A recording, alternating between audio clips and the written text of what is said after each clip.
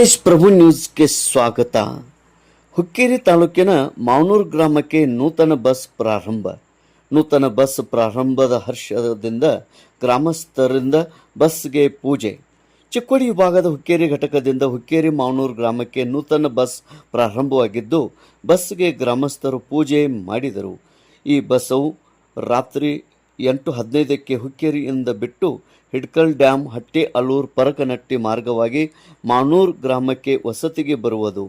ಮಾವನೂರದಿಂದ ಮುಂಜಾನೆ 6 ಗಂಟೆಗೆ ಮಾವನೂರದಿಂದ ಬಿಟ್ಟು ಪರಕನಟ್ಟಿ, ಹಟ್ಟಿ ಅಲೂರು, ಹಿಡ್ಕಲ್ ಡ್ಯಾಮ್ ಮಾರ್ಗವಾಗಿ ಹುಕ್ಕೇರಿಗೆ ತಲುಪುವುದು.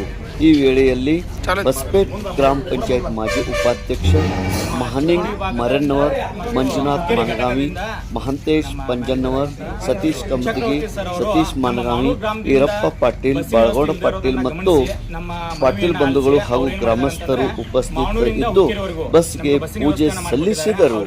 ಈ ಒಂದು ಬಸ್ದಿಂದ ಈ ಭಾಗಕ್ಕೆ ಬರುಹೋಗುವ ಪ್ರಯಾಣಿಕರಿಗೆ ಮತ್ತು ಶಾಲಾ ಕಾಲೇಜು ಮಕ್ಕಳಿಗೂ ಕೂಡ ಮಹಿಳೆಯರಿಗೂ ಕೂಡ ಅನುಕೂಲವಾಗಿದೆ. ತೇಜ್ ಪ್ರಭು ನ್ಯೂಸ್, ಮಾವನೂರು.